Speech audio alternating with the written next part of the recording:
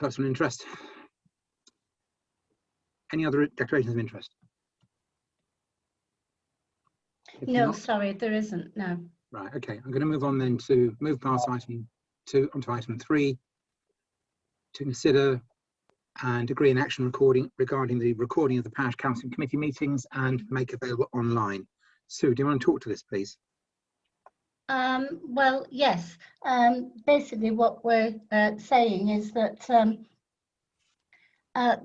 we recorded the meeting, as you remember last time, and the aim of that was that it would then go out on Facebook, which we did do, and in the past we did have, when Chris Bales was a parish councillor, he used to record the meetings, and obviously he was no longer with us, and therefore it didn't happen. But it's much more possible here on Zoom because we can do that. So that's what I would suggest we do, but parish councillors do also need to just agree to it, I think. Okay, so can I ask the councillors then, does anyone have any questions about this? If you do, can you wave? Any of the councillors? Otherwise, is everyone happy? And I got to say, I can't actually see everybody, so just looking across the room now. Okay, can the councillors indicate thumbs up or thumbs down on this one? Thumbs up to happy to record. I think Stuart's recording. Stuart actually saying yes. John, can you indicate? Yeah, thank you. Michael, are you okay to record? Yep, and Wendy, yes. Alistair, yes, I think I saw. Thank you. Who else is there? Just cross-checking. Can't see anyone else actually. It's just councillors, yeah. Okay, have I missed anyone? Yeah, me, Mark. I've said yes. Okay, thank you, Charlie. Charlie. Mark, can I suggest you do take that down because people can't see we can't see the screen at the minute. Okay. Me too. I've said yes. Okay. Okay. Thank you very much. Mark, could I also make a suggestion that we need to probably conduct this? It's quite new to us to have quite this many people around at the meetings.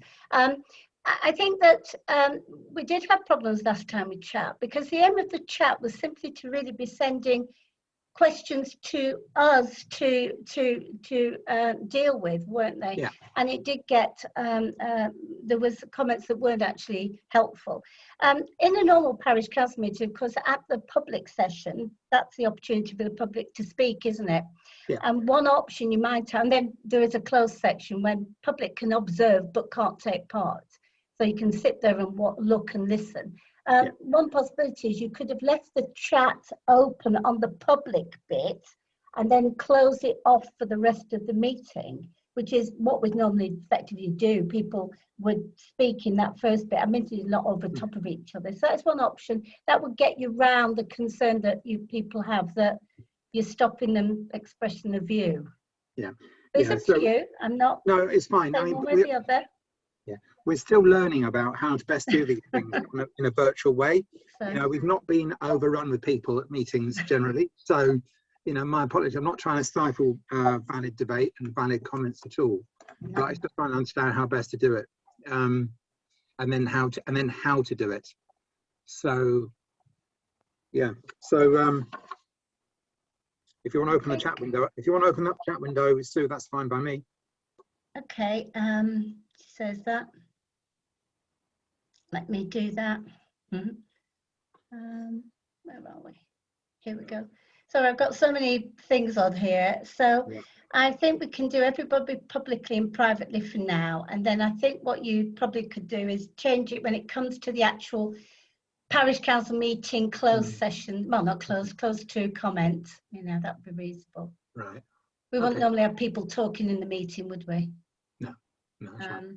Yeah, I've got a few more people. I'll let them in as I see. Yeah, that's okay. I've just done that. Right. So, so thank you very much. So we're going to move on. So I think we have agreed then that we are going to record parish council meetings and our committee meetings and make available online. This is certainly while we're doing it virtually.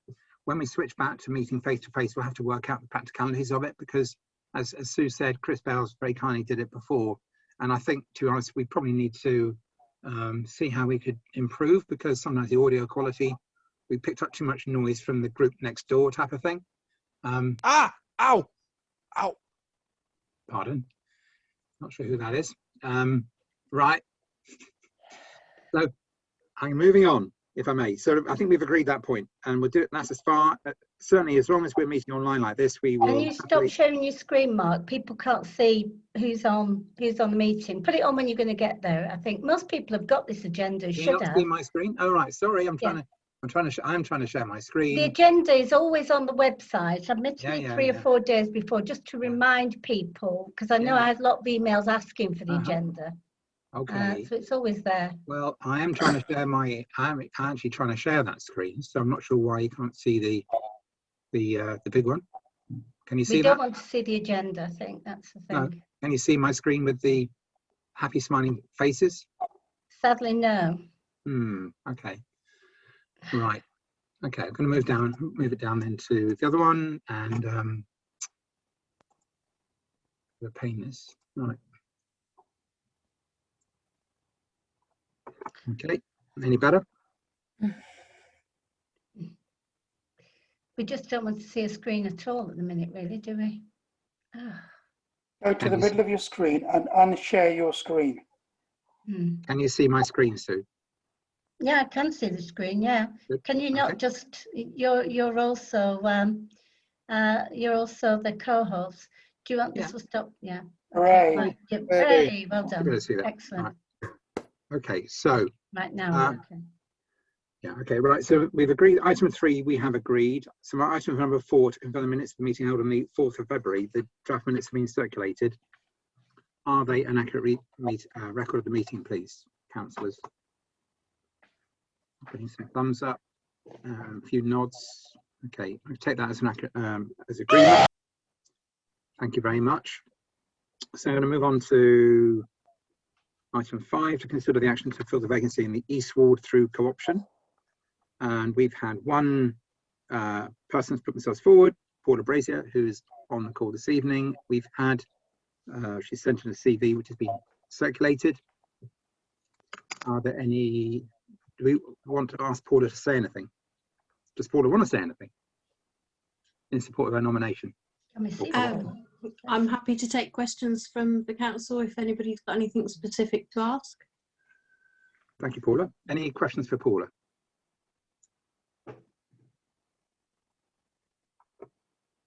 All looking very quiet. Anyone?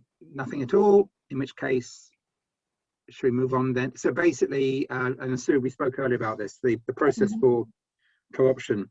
Normally, we vote somebody on, they then fill in their consent to nomination, whatever the form's called, and then they take their seat and act as a councillor from that point on in the meeting.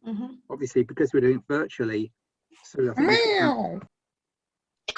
okay, can we haven't got enough people on mute there. I think we've got a cat there.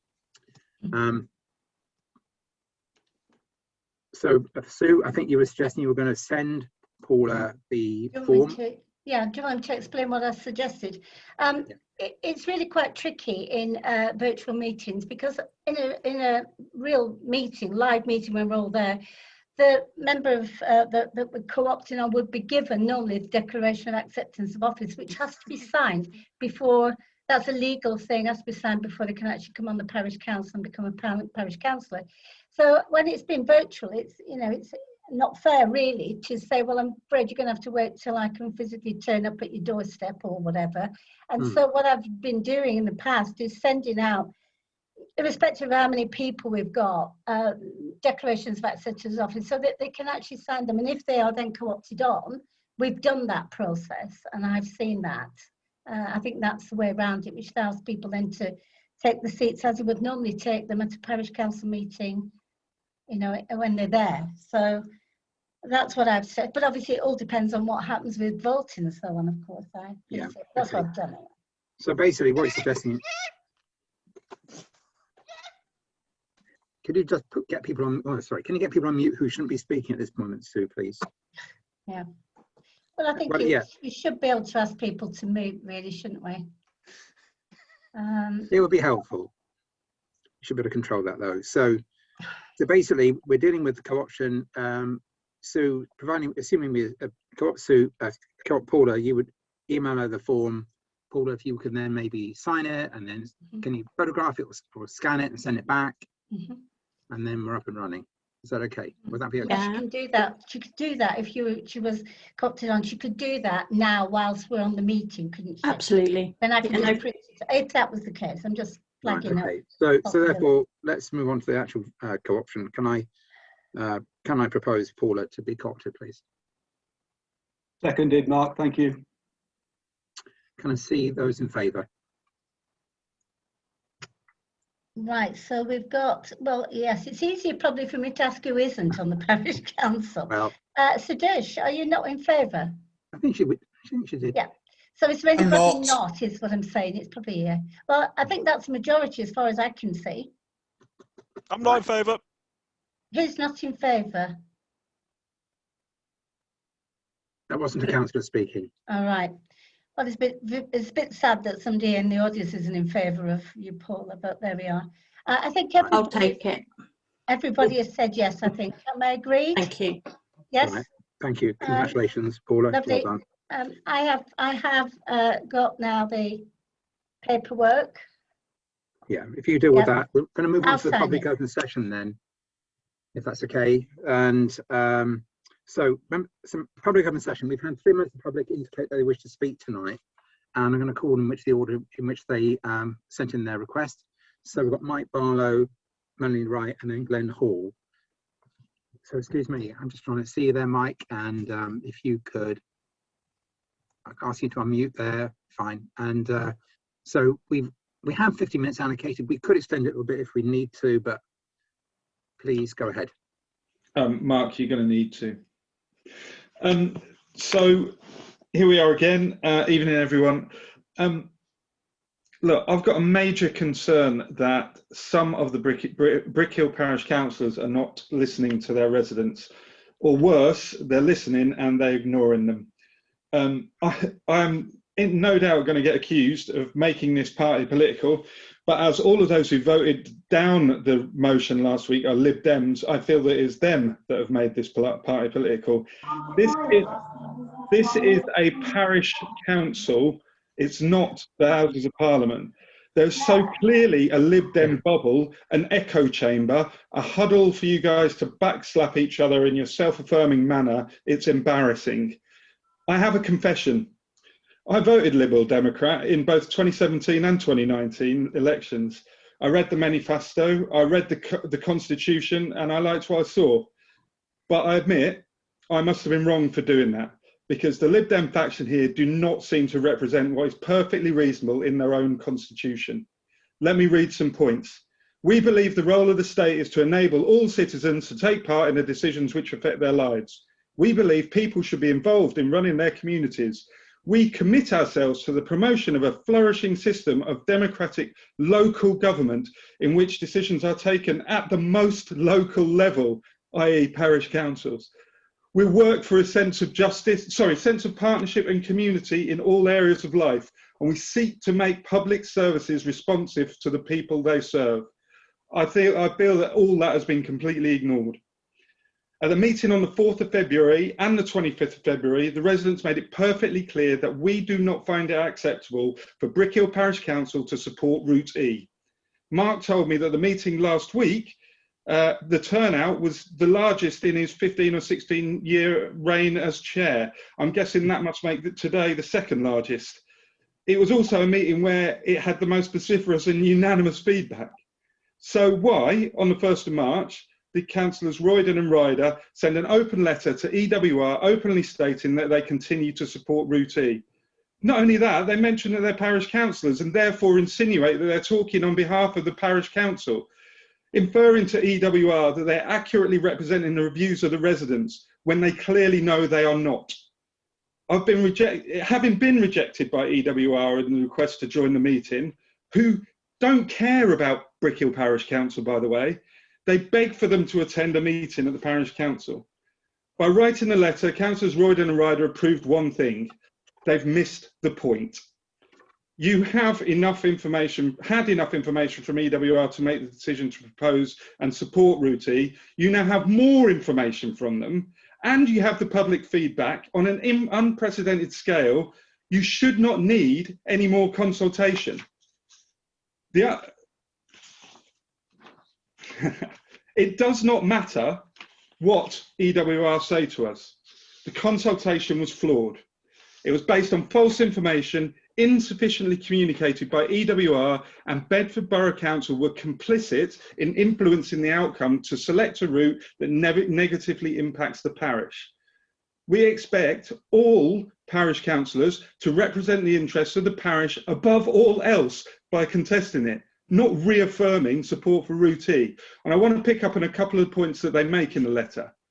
Bedford Midland Station and the economic benefits. Those economic benefits are just as capable of being achieved from a southern route with little re-engineering.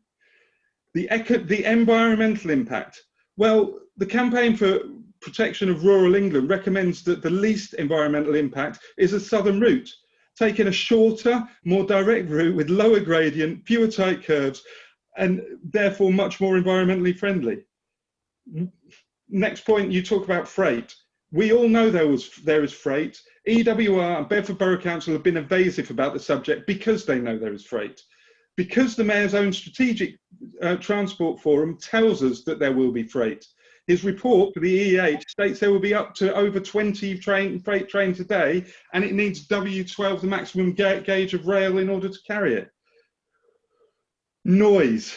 Bedford Borough Council have provided their own engineering solution that involves the tightest allowed curve at Clapham, the steepest gradient, steeper than the engineering rules that EWR want, using diesel trains. All these add up to squealing wheels, revving engines and whining brakes. We know that's going to happen. But worst of all, the portfolio holder for environment and transport clearly does not understand the implications of Route E. The dimensions of the corridor as it passes through between Clapham and Brickhill are so narrow. Assuming the rail will try to avoid taking any land for the country park, the line would already be about as close as it can be to the northern edge, Twinwood, to the edge of the corridor. Nevertheless, it will have to be on a high embankment to cross the valley, and the noise mitigation will be virtually impossible to achieve for Woodlands residents. The proposed country park extension, the upcoming new houses at Grace Hill will face the same scenario as Woodlands Park. Any proposal for EWR to take the line even further north towards Twinwoods would take it outside of the corridor of the current consultation and require reopening the consultation anyway. All these negatives could be avoided for the residents of Brickhill by contesting the flawed process and driving a decision to change it. I suspect the councillors may have had a few communications from the residents expressing their concern this week.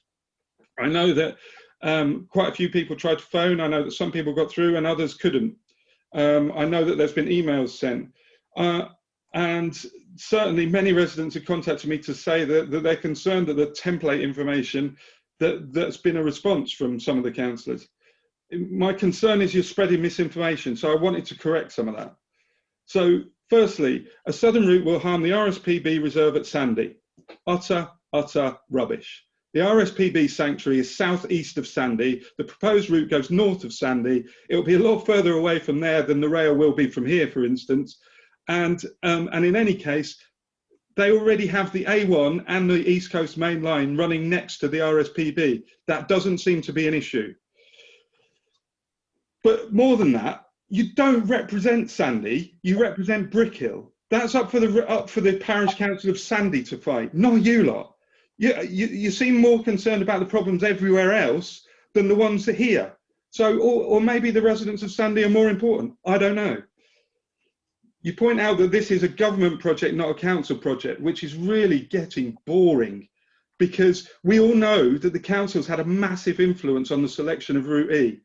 The council spent £75,000 of taxpayers' money between 2018 and 2020 with Kilmore Rail Consultants. 75 grand out of the environment budget, which Councillor Royden owns, only to ignore their recommendations. Tell them the answer that is a northern route and inject their own costings to make it fit. I believe this has come out of the Deputy Mayor's environment budget. I may be wrong, but it says environment on the spreadsheets that are available on the Bedford Borough Council website. The influence Bedford Borough Council have, they have seats on SEMLEP, they have seats on EEH, the Mayor is the chair of the EEH Strategic Transport Forum, they've got seats on EWR Consortium. If they don't have influence, what the hell are they doing? Do they think we're stupid? The EWR consultation, you know, very, very, very few people can remember receiving one of those 120,000 postcards that they claim to have sent out. And even if they were sent to this region, EWR seemed very, very shy about sharing the postcode areas where they were sent to. I mean, and is a postcard effective communication? They also claim, in the letter you say they claim 7,000 people gave feedback. And I've seen that several times. But if you actually look on the minutes of the meeting from March 2019, EWR Consortium Board, it confirms the numbers. 3,500 people attended events and 3,200 people responded. Somehow they've managed to add that up to 7,000 people. Wasn't that when I did maths at school?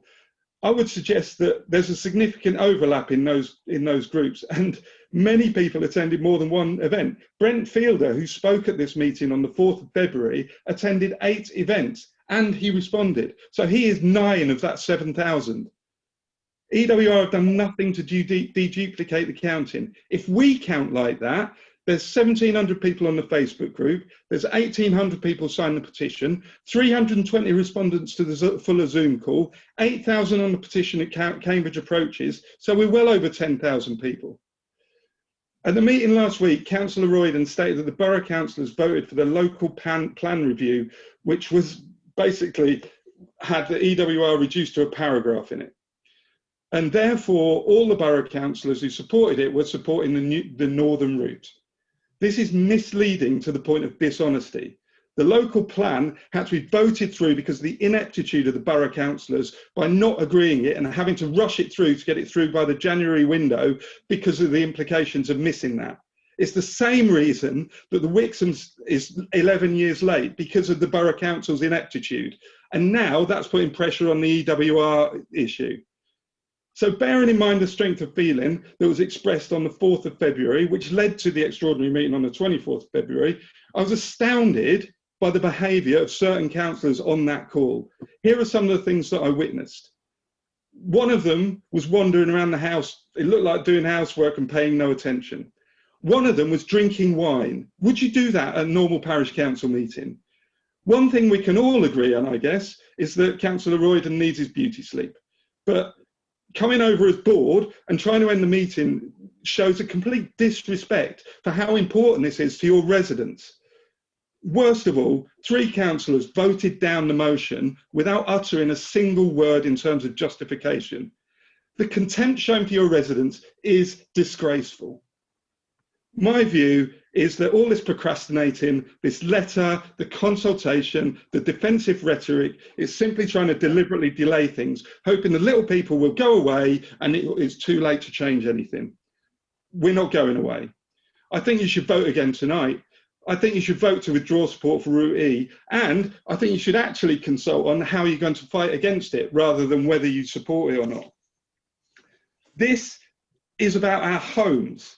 It's about our neighbourhoods. It's about people's financial security. It's about our well-being and our lives. And you lot are playing party politics with it, and it's disgusting. People I've spoken to have not slept because they're worried about this. People are really genuinely upset about it. I mean, people have bought their homes to retire here. They're forever home. And you lot are dismissing it like it's a game. You know, Mark phoned me yesterday, and he's quite kind actually. He said he's worried about me because I'm up at all hours working on it, and he knows that. We've spoken quite a few times actually, and I want to thank him for his kindness. But how can I rest when I know that others are not sleeping as a result of this? When the people along this road, the people in Angelita Court, are terrified about it. You lot, look, I have to admit, I got it wrong. I shouldn't have voted for Lib Dems because it's terrible. And now I want to ask you, after saying all that and probably peeing you off enormously, I want to ask you to be big enough to admit you've been wrong and do the same. So I want you as a parish council to do the right thing. I want you Lib Dems to read your constitution, listen to your residents, more than that, hear them, and hopefully your consciences. I hope your chat's going as well, Councillor Royden. Hopefully listen to your consciences and commit to what it says. Your constitution says we commit ourselves to the promotion of a flourishing system of democratic local government in which decisions are taken at the most local level. Make public services responsive to the people they serve. Not the mayor, not Sandy, not the borough, Brickhill. Thank you. Mike, thank you very much. And I'm sure, I wouldn't be surprised if Charlie wishes to respond later, but he can do that within the main meeting, if that's okay. So it's now 20:03. So I say we'll extend the public open session to accommodate the other people who've asked to speak. Mel Wright, I'm trying to find you now. If I can just find you. Yeah, can you hear me? Yeah, we can hear you fine. Thank Okay, you. Please go ahead. Thank you. I just want to take probably 2 or 3 minutes. And I think Mike's stolen some of my thunder, so apologies if it sounds like I'm repeating what Mike has said.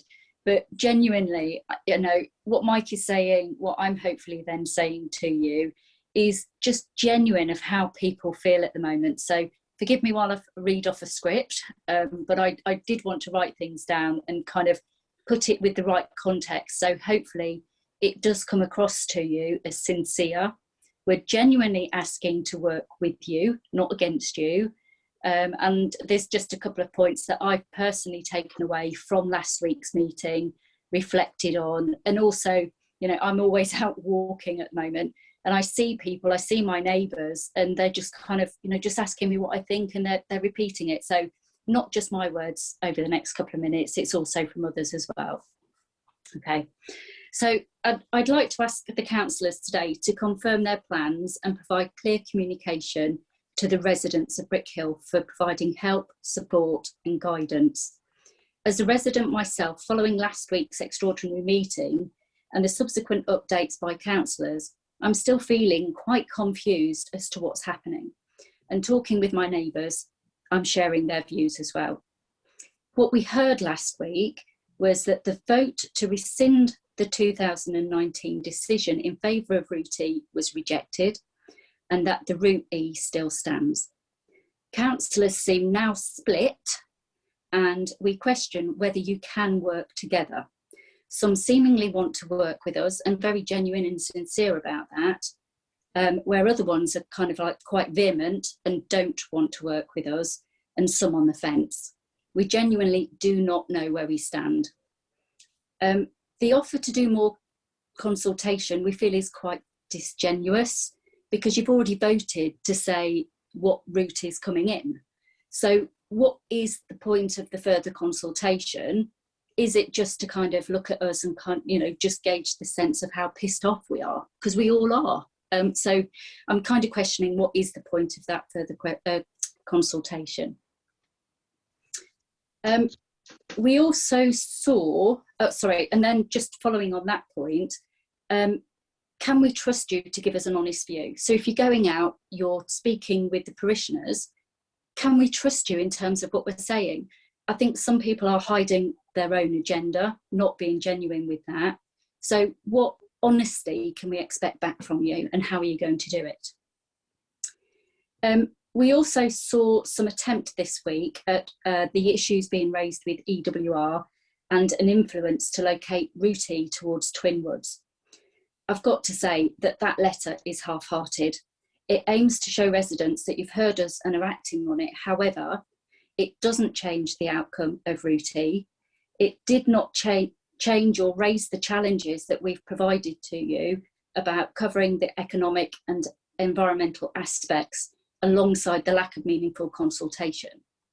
But more importantly, the argument presented to EWR is we want to plant trees and continue to enjoy the countryside. Working in a worldwide large organisation as I do, I'm sorry to say, if I received that letter, it would be placed at the bottom of my to-do pile. And at some point, I might respond back to it. And as part of our corporate responsibilities, we'd look to provide back to the environment, and we'd put nice new walkways and plants in for you. That would be a genuine response. It's not the response we're looking for. There is nothing in that letter that stated anything substantial in order for EWR to stand back and review the position. That letter is no more than lip service. And then just finally, that letter undermined all of the good work that the Brickhill residents have given to you. You didn't listen to us. You didn't pick up on any of the points. I think where we are potentially at the moment is that the relationship with the neighbours and the council is that our position is untenable. We don't know where to go with you. We want you to work with us now. So we ask you to consider your positions, look at the detailed plans, what we have provided to you, and perhaps apologise and provide us insurances that will be listened to and heard. Thank you. Thanks, Mel. And last we've got Glenn. Sorry, apologies. Is Glenn off mute? I am, I think. Hi, Glenn. We'd like to speak, please. Good evening. Hi. First of all, thank you for your call earlier, Mark. Just to let everyone know that Mark phoned me around about 5 to 6 this evening, just to explain about the council meeting and what was going to be happening. Personally, Mark, I thought you were trying to stifle the debate and democracy, because you stated that, you know, really we haven't got time to discuss option E again because we've got the consultation going out. Therefore, you know, we could spend our time better doing other things.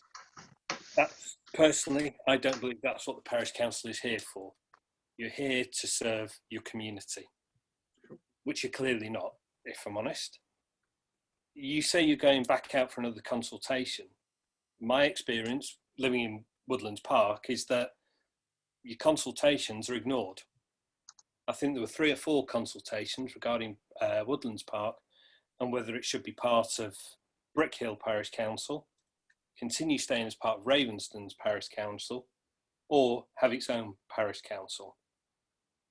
For most people in Woodlands Park, I think they felt that we didn't give the correct answer until at least the third round of consultation when Brickhill Parish Council was agreed upon. The other part of your phone call as well, which I found very interesting, Mark, was the fact that you stated that Brickhill Parish Council did not consult with the residents before they supported option E. If you didn't consult, how could you give your backing to this option? I think well, you can see going through the chat, you can see what everybody's saying. Clearly, people were not aware of this full route, and yet you've decided to do it yourself and make your own decision without consulting your parishioners or your constituents. One of the other things I find slightly galling in this is that the Liberal Democrats have the URL puttingbrickhillfirst.com. I think possibly you should give that up now. More like putting them forth. Right, thank you. Glenn, is there anything else? Yeah, a few more things. So sure. Now I've been trawling back through the websites, you know, looking at East West Railway. You know, yep. We've heard before that, you know, oh, Bedford Borough Council doesn't have that much input or sway with East West Rail. Well, Michael Headley, councillor of Bedford Borough Council, is part of the consortium. Why the portfolio holder for finance, customer service and information technology is on the consortium, I don't know. Personally, I thought the transport or environment portfolio holders should be there. But maybe that's a bit too obvious to have the, you know, the most logical portfolio holder on the group. Some of the other things as well. So from recent and not so recent focus newsletters that have come out, you heavily back the No More Bricks in Brickhill campaign. One of the focus pamphlets stated that Wendy and Charles welcomes the council's proposed new planning policies in the allocations and designation plan that will give stronger planning protection to 300 green spaces. Many of these green areas are in Brickhill, such as the land off Tyne Crescent and Cleat Hill, possibly not with the railway line being rammed through it. Wendy Ryder said Mayor Dave has kept his promise and supported our No More Bricks in Brickhill campaign. It is crucial that we use the right planning policies to protect them for the future. And I have the URL here. So within a couple of years, Councillor Ryder has gone completely back on what she said and put into print. There are other stories. Taking care of Brickhill. Well, I'm sorry, you're not taking care of Brickhill. In fact, you sold Brickhill, I was going to say up the river, up the railway line, now, more likely. And there are others. So there's another quote from Councillor Roydham following the debate on the proposed Freeman's Common housing development. And again, that's on your puttingbrickhillfirst.com site under news. And it's Charles Roydham said, thankfully, the committee saw sense and the Conservatives have lost their battle.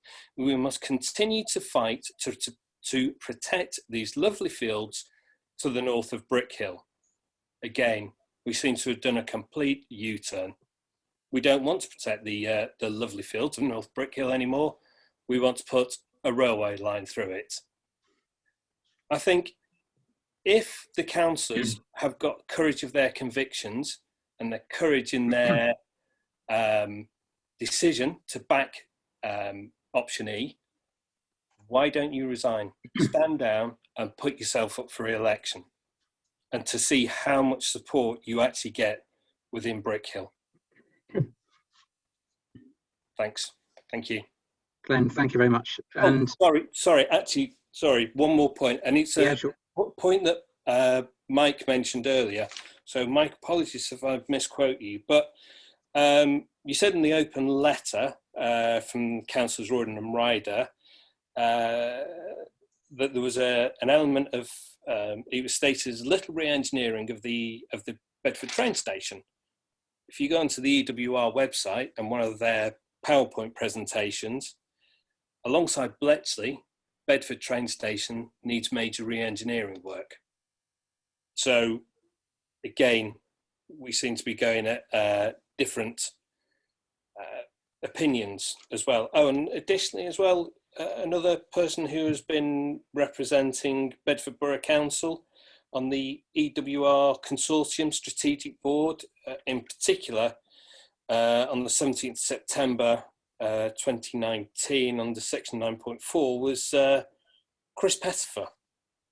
And he introduced the work that Bedford Council has commissioned to identify the opportunities to develop rail offer to the business and residents. I'm not sure what he's actually done to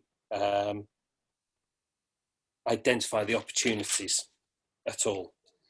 And one of the other things as well in the same meeting, and section 4.5, was from Simon Blanchflower for the East West Railway Company, who said the importance of providing clarity on the route for the central section at the earliest opportunity, which again, clearly we haven't had.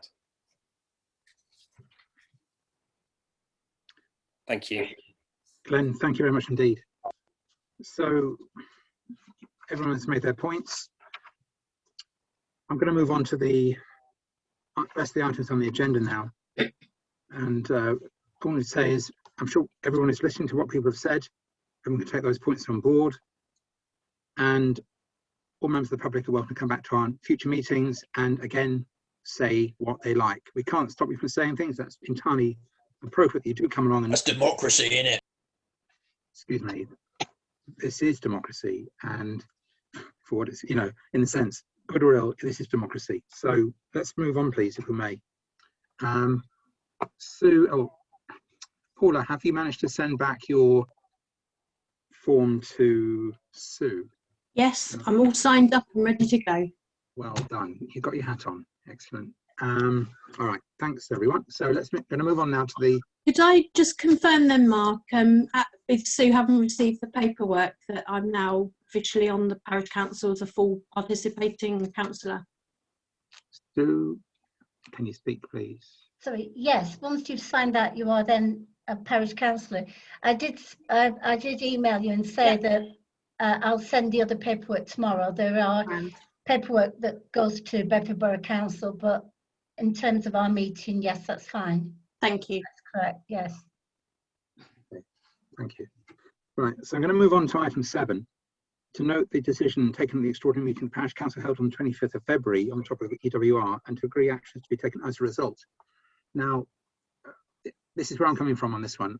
Even though I'm declaring an interest in terms of taking any sides on the question, I am, as chair, I do wish to put into place take the action necessary to fulfil the motion that was agreed last time. So I have emailed out to all the councillors some words, a timetable for trying to achieve that. As the 1st of April is quite a short length of time away, and in order to achieve that deadline, I think we need to move very fast. So, Sue, can you see? I've texted you a message, by the way, Sue.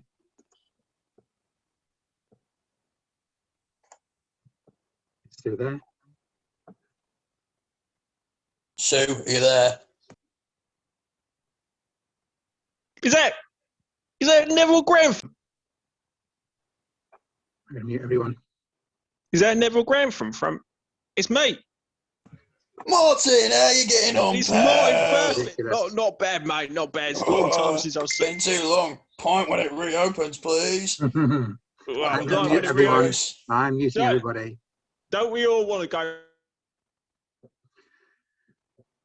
It's great for old friends to meet up, but unfortunately, this is not the place for that to happen. Okay, so we're now into the session for the public, for the councillors. My apologies, and I'm happy for the councillors to be off mute, but members of the public need to respect the fact we're now in the councillor part of the session. And I'm trying to ping the different councillors and get them off mute now. So, have I got everybody off mute yet? Any councillors not off mute? Not still muted, right? Okay. Michael, you have got your hand up in the air. Please do come in. Yeah, Mark, I think there's a lot that's changed since last Thursday. No one cares whether you... Sorry, Michael, hang on a minute. I'm going to have to mute again. There's some background noise. I don't know how the hell it's happening because this should not be happening. Okay. 1 minute, Michael. Sorry.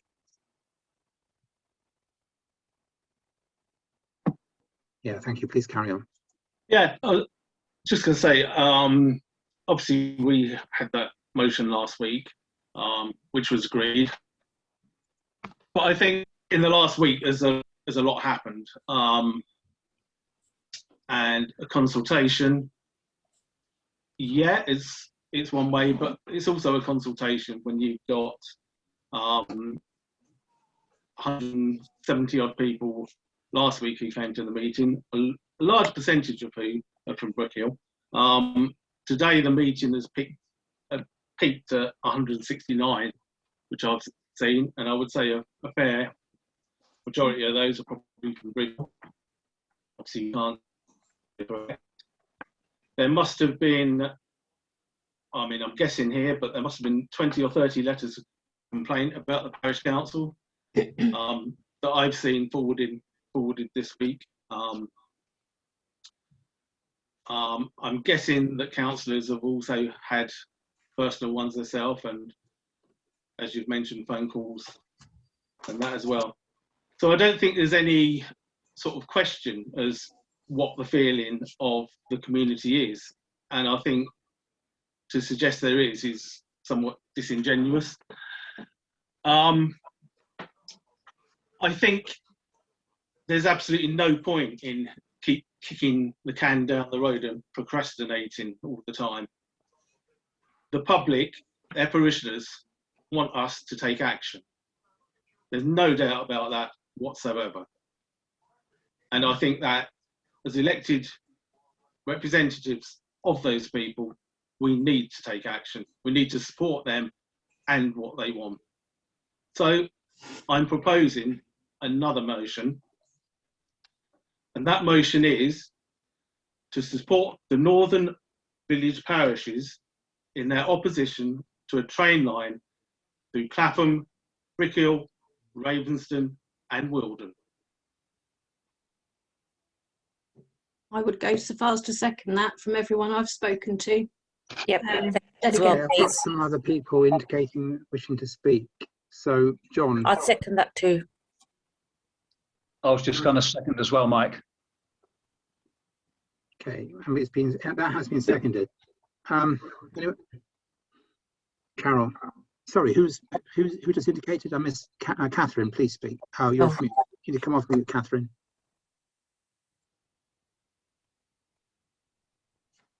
I'm happy to drop my motion in to go for Michael's motion. Yeah, you don't need to necessarily drop it, do you? I mean, you can vote on this one and be in the background just in case, I guess. Okay. That's the way I was looking at it anyway. No, that's fine with me either way. Anyone else wish to speak? Charlie. Yeah, thanks, Mark. Yeah, I can't sadly support that. I fully expect that vote might be lost, but I think I just ought to explain why I can't support that. We're currently at the first stage, non-statutory. Sorry, was that all right? A non-statutory consultation.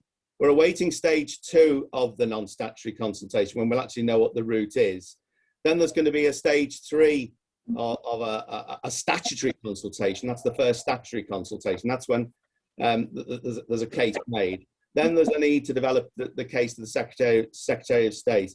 I think at this stage, I wouldn't want to join a coalition against that route, bearing in mind the fact that, having listened to all that's been said tonight, this is not a party political battle. This is route is supported by the leaders of all political parties in Bedford.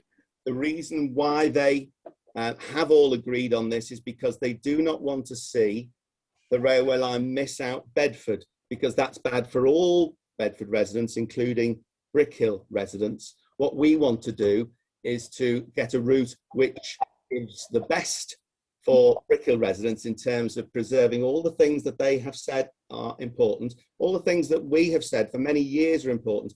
Wendy and I called our website puttingbickhillfirst.com because we wanted to work hard for Brickhill, and we did that. And in relation to Freeman's Common, that would have been built on a long time ago if Wendy and I hadn't fought against it. And so we do want to preserve all that we have in Brickhill. We want to keep it green. We want to make sure the country park isn't touched. We want to make sure that our wood isn't touched, our ancient woodland. So I think it's too early days to start a coalition against it, whilst we're still waiting to know what the route is. So I'd be sorry. I want us to work together. I think what Melanie said was really important. I think that we should be working together. We shouldn't be working against one another.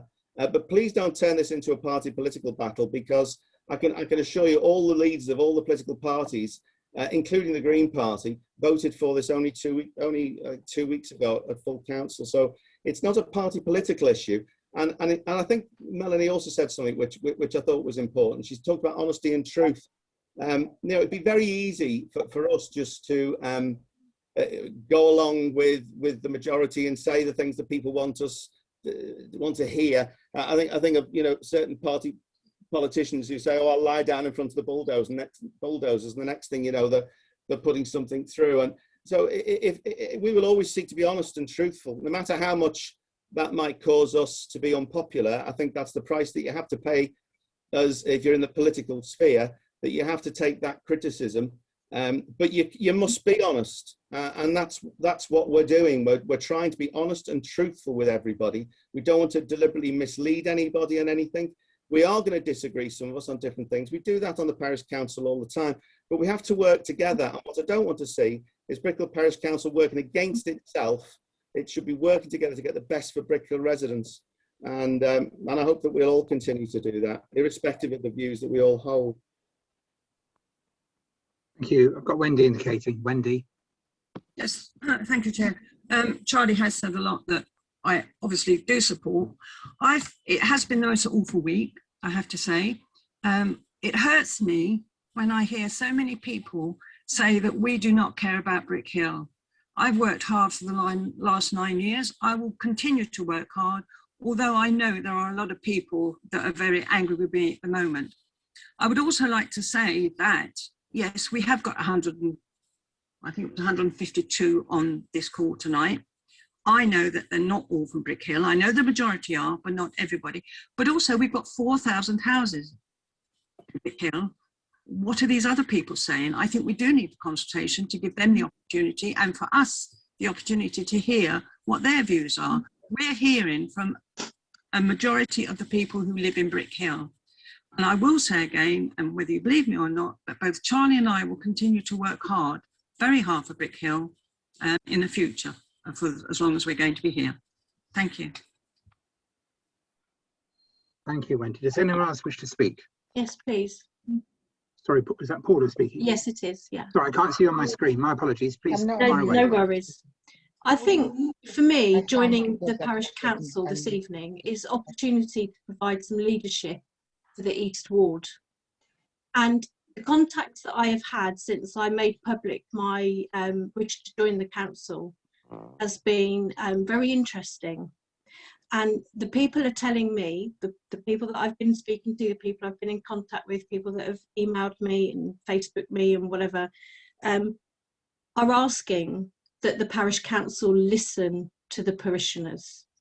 And I think it's very clear from where I'm standing that hundreds of people are turning up time and time and time again to tell us, the parish council, the same message. And I think it's incumbent on us to actually listen to that. Now, these surveys will only tell you what we already know. They are, as Mike suggested earlier, a potential strategy to delay and delay and delay. What is the problem with rescinding our support of Route D and E with the strength of feeling behind us to do the right thing for our parishioners? And later on, if we carry on, as Catherine said, if we carry on with the survey, if we get it wrong, we get it wrong, and we can go, bring the train line.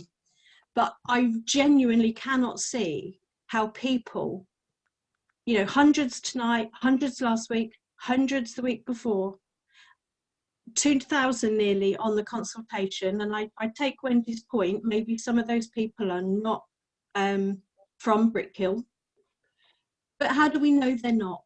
And how can we commit our parish council to this monstrosity of an idea that's going to be carving up our countryside? And I think we need to form alliances to fight this. There are other solutions that are better for Bedford and certainly better for the parish of Brickhill. Thank you, Paula. By the way, I am going to close the chat window now, and now we've gone past the public session. So, Sue, if you could do that, please. Thank you. Does anyone else? Sorry, I got my tongue here. Does anyone else wish to speak on this proposal from? I think it was Michael's proposal. I've got Stuart indicating. Stuart. Yes, just very simply to say that the majority of people who contact me appreciates that they live far closer to Bedford Station than to the route of this northern route, Route E. And as far as they're concerned, all the people I've spoken to, they appreciate that it's far better to have the railway coming to Bedford Station and to tap into the benefits of being able to access the East-West Rail line at Bedford Station. Thank you, Stuart. Anyone else wish to speak? Okay, so let me just rewind if I may. So Michael, you've moved a particular motion, a separate new motion, which supersedes part of last week's motion. I'm a bit unclear about whether or not we are going to continue with a consultation, which I thought was, obviously we agreed it, and I'm very supportive of us doing that, and that's why I circulated that document this evening with a plan to how to achieve that. I thought that was a reasonable thing to do, to ask people their views. I appreciate we haven't done so before, and I accept criticism for why didn't we do it last time. Yeah, but it was a way. I was trying to come up with a way forward. Alistair, my apologies. You're asking to be unmuted. Sorry, I didn't see you indicating. You're blending into the background there. So look, as I say, I'm not going to take any controversial positions here. I just wanted to try and help the meeting based upon the decision taken last time. Alistair, I think, wanted to come in first, Catherine, if that's okay. Yeah, thanks, Mark. Just to clarify, I think the existing motion, which is Catherine's motion, is perfectly valid and should stay in place. The whole point of that really was to finally nail this issue about feedback and consultation and remove the issue of are people Brickhill residents or not. Now, I know that a lot of people, in fact, vast majority of people on this call are Brickhill residents. However, the way of fully establishing that is through the proposal that we made last time and your initiative, which I believe we're going to talk about in a minute, to get a consultation done. I would also point out that that does not kick the can down the road, because the motion that was passed requires a vote on the next parish council meeting, which is the 1st of April, and that is irrespective of anything, irrespective of the survey, I believe, and it's certainly irrespective of any further conversation with East West Rail, rail ministers or anybody else that we might like to talk to. So there is a time limit on it. It's not going past the rather unfortunately dated 1st of April meeting. Secondly, on the issue of the proposal, Councillor Jarman-Webb's proposal, I feel that we should have a vote on that, because actually what that's talking about is a modest amount of preparatory work with other councils in the area, which again is also time bounded depending on what happens on the 1st of April. So I feel that that is really just preparatory work, and as such we should investigate and find out what's going on with those other councils. Thank you. Thank you, Alistair. Catherine. No, I was just going to say similar to what Alistair said. So could we vote on Michael's and then we can look at putting the plan into action of my motion, please? Okay, thank you, Catherine. Does anyone else wish to speak? And I can only see 9 of you. So I think it's Paula's off screen. I'm not sure who else is off the screen at the minute. So I'm going to take silence. There's no one else wishing to speak. So I'm going to now take a vote on Michael's proposal. Can I see those in favour, please? I'm seeing 1, I'm seeing 2, 3, hang on, 4. I'm seeing Alistair is voting favour. I'm seeing 5. I'm seeing 5 in favour. Is Paula voting as well? Sorry. Yes, sorry, Paula. it is. I can't see. Yes, yeah, I've got my thumb up. I'm really sorry. It's been limited to 9 people on this. No worries. So I think that's 6 in favour. Can I see those against, please? I'm seeing 1, 2, and 2. Right, that's 3. Okay, that motion is carried, Michael. Okay. Are you happy to? So anything else then to follow on directly from your motion, Michael? You're off. Sorry, you're on mute. Apologies. Can you come off mute? Where is he? Right. Michael, yeah, I was going to say it depends whether Catherine, as that vote has gone through, it depends whether Catherine still feels the consultation is valid. I'll leave that up to her.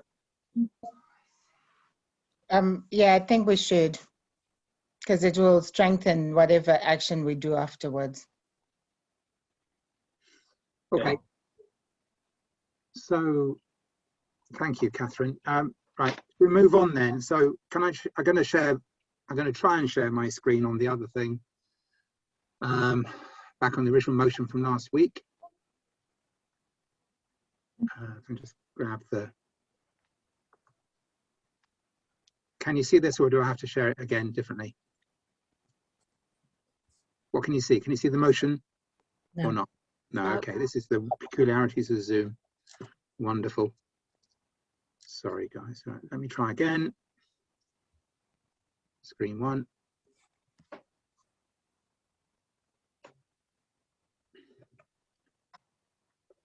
Try and get to the front. Hang on. I take it you can't see it, can you? This is so annoying. I'm going to keep trying here. It's ridiculous. Wonders of modern technology. My excuse is that I don't use Zoom at home, at work. Okay. Right, let's try this. I'm going to lose sight of people if this is working. Can you see the PowerPoint? Yes, we can. Okay, Yeah. thank you. Right, so what I'm trying to do in here, I took the words from the, sorry, noise there. Right, so I took the words from the motion last week. Key part from my perspective was, having agreed that we would consult with residents of Brickhill Parish, is how do we do that? And the second item was about, we would work hard to get a decision maker, blah, blah, blah, you know, so, and basically Sue will draft a letter, we'll write to EWR and also to the minister. And then the last item is slightly now amended because of the motion just passed, but basically that was really about what would happen at the April meeting. My focus was on the first item. Is that okay? Just looking to see across your, okay, so looking at that motion, what I'm suggesting basically is that we use, because we only have limited time available, we'll use a SurveyMonkey online survey to ask people some questions, to get some responses. We need to understand obviously what people think, so we need to ask a range of questions to get those opinions. And we need to also allow people, to keep it simple, we need basic questions, but in addition, we may need to allow some comments to be expressed, so let's put a box in there to ask those, to express those comments, those views. We do need to ask people to to provide information about their address and name. Any information would be kept confidential, be under the, if you like, the control of the parish council. And what I'm suggesting is we have basically ask for volunteers from the councillors to take part in a little group to sort out the questionnaire once we have got the questions from for the survey. I'm just conscious that time is really, really tight. So what I've suggested, basically, here's my suggested timetable if we go ahead with this. We'd agree it tonight. We then ask people to suggest any questions because, you know, to be very open and honest about it, we want people to suggest questions they might think appropriate. Let's then meet next Thursday to agree the questions, and then that needs to be translated into a questionnaire. So we'll take a few days to be turned into a SurveyMonkey questionnaire. We can create paper copies if people want them. If they can't, obviously they don't have online options. I've had one volunteer this evening saying he's happy to deliver stuff in his neck of the woods, but you know, that's a bit of a moot point. In fact, I've had 2 volunteers this evening for that. The trouble is, the more paper copies we have, the bigger job it is to collate all the results. 28th of March, we would close the questionnaire, and then we have a few days to survey, to collate everything, analyse the data and draw up the report. 1st of April, we would have the discussion and agree on the next steps. And basically, this is my sort of, again, the same information reflected in like a calendar format. So we'd have basically a week to ask people to give us questions they think might be appropriate. The day when we agree it, a few days to get the thing set up and prepared, then 2 weeks for the actual public part of the survey. And then a few days, 3 days to analyse, and 1 day to then come back to the next parish council meeting, 1st of April. Any comments, please, from the councillors? Yeah, I think that's achievable, Mark, and I think that's about given the time we've got. I think that's about as good as it's going to get. Okay. Anyone else want to comment on that? Just like to volunteer if you need me to help put questions together. It's the sort of thing I do in my day job. So I might be able to use my skills to help the parish council on this if required. Thank you, Paula. Okay.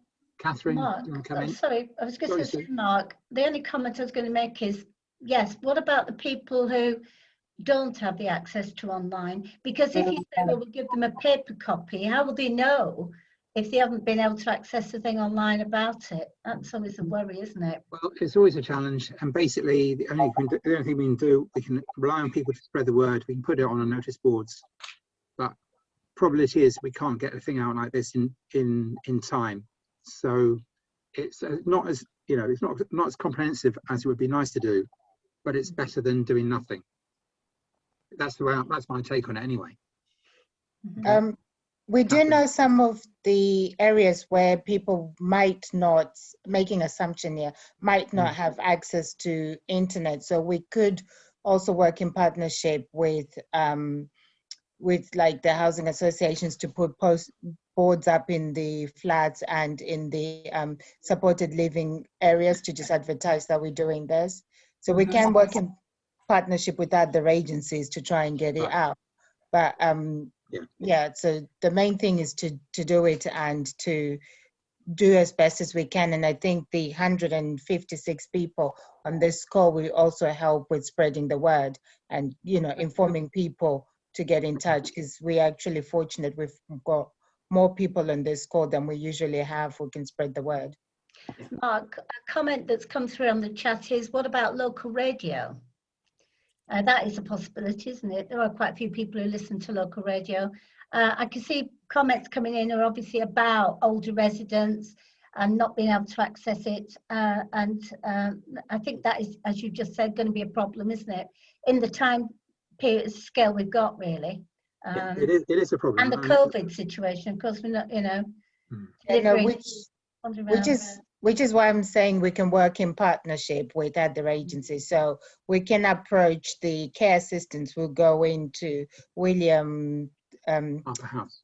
Yeah, and also who go into Angelita Court. So we can approach them to say, could they distribute this on our behalf, because they have already got systems in place for distribution and communication, so they can do that work for us on our behalf rather than us trying to get in, because that's won't be COVID secure.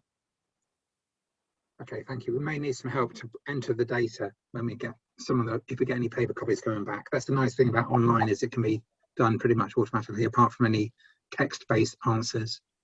Okay, anyone else want to comment on this, please? Can I just say, Mark, because I'm feeding in from the chat, because I think it's quite useful. Schools could be used, of course. That's one, isn't it?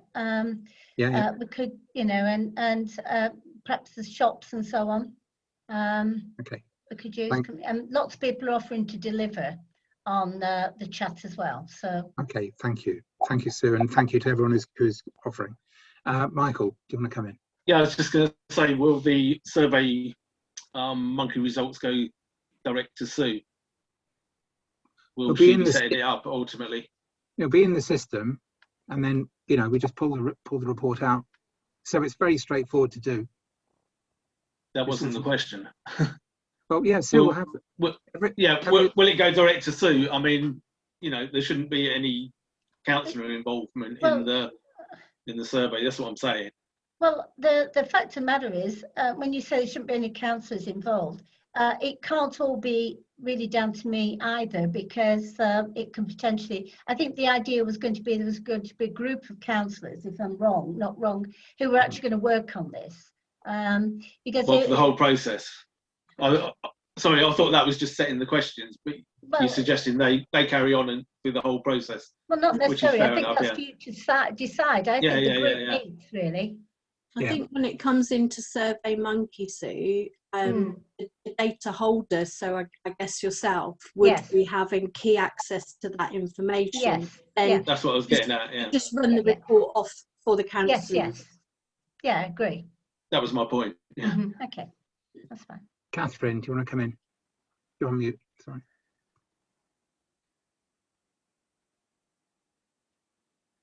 I was just going to explain about SurveyMonkey, that the data will be kept by the license holder, and that you can see whatever action or who have logged in and everything else. So it can be transparent as possible. Yeah, but I think data, that was Michael's question about transparency. it will be kept confidential within the parish council, definitely. Right. Okay. Anyone else want to comment before can we move to a vote on this? Can't see anyone else indicating, in which case can I ask for votes in favour of this proposal, please? And I'm going to vote. Are you counting, Sue? Well, you read out and I'll count. Okay. Can you 1, stop 2. sharing so that we can see everyone? Oh, sorry. Yeah, this is annoying. Stop sharing and right. Okay, so I can see Sudesh, I can see John, Michael, Alistair, are you voting? Slow down, Mark. I'm ticking the boxes here. So Okay, Sudesh, Alistair, Michael, Alistair, yeah. Catherine, Yeah. me, yeah. And that's, I can only, is that 6? Paula. Paula, sorry, probably not on my screen again, it's annoying. John. Paula, 7, okay, I can't see Corinne. Are you voting in favour, Stuart? That's right, yes, I think so. Charles is voting in favour. Okay, that's in favour, okay. Okay. And the only person I haven't seen voting is Peter. Peter, you are voting in favour. He's got his thumb up. I think that's unanimous. Corinne, is Corinne voting? It's on the next screen, I think. I can't she see got a thumb up. She got a thumb up. That's a good sign. Okay, that's everyone then. Okay, yeah, thank you. I think so.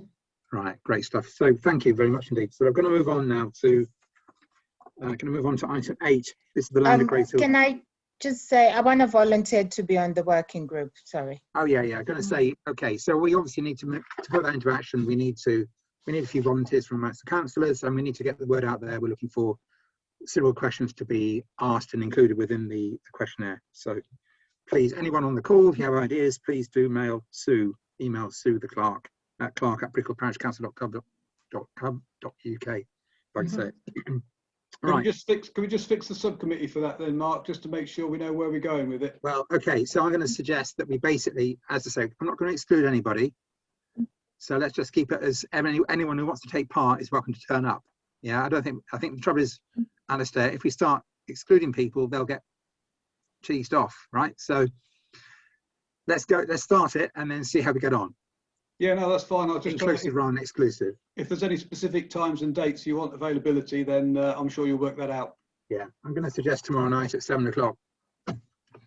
Lovely. Unless anyone's going to the pub tomorrow night at 7 o'clock. I'll probably still be awake. It's okay. I'll probably be converting the file at that point still. Right, okay. Right, okay. Yeah, thank you. All right, so let's move on then, if that's okay. Sorry, Mark, I'm just feeding the bits of chat. Can we put something out, obviously, on our Facebook site? Of course. Certainly about it. Perhaps you and I draft something to go out, agree something. Yeah, we'll need to get out there quickly, so we will do that. Yeah, okay. Presumably a hyperlink to the survey can be put on there as well. Yeah, Oh yeah, all the basics. Yeah. All right, I'm going to move on to item 8, the plan application for land at Grace Hill, Ramsden. This is a reserve matters application for the details of the access, part of the access road for that residential development of up to 165 dwellings. Now, normally plan applications are dealt with by our planning committee, which is chaired by Councillor Peter Blakeman. Oh, sorry, Wendy, are you declaring an interest on this one? Sorry, you're on mute. Yes, Mark, I sit on planning, so I think I have to. Right, okay. So Peter, do you want to talk to this item? You need to come off mute first. Okay. Well, this particular site was put into the local plan, which was adopted January last year, and it's policy 24, land at Grace Hill, and immediately it was put into the local plan. The developer put in an application for originally 200 houses, which we managed to get down to 165. 65. We put in a number of responses, weren't too happy with this development, so we put in a lot of concerns a year ago, but the planning committee at the borough did finally approve it. This latest application is merely to confirm section 2 of the original planning conditions set for this development, which is to modify the access road into the estate. And you may or may not have seen the plan, but basically it looks like a worm. Originally, the access road is from the roundabout at the top of the hill, and it's going down 20-25 meters to the 165 houses which are scheduled to be built on the lower area of that particular site. Unfortunately, it's not a very good entrance in the sense that you will be going up and down almost a 1 in 10 incline. So what the developers put in is a reserved matter for access, where he's putting in this kink to try and mitigate the steep gradient into the site. Now the problem is, if you look at the you see that now. If you look at the whole site, this kink is actually going into a substantial quantity of what was originally reserved as the country park extension to the woodlands park. So it's and it's got sides up to 1 in 4 slopes.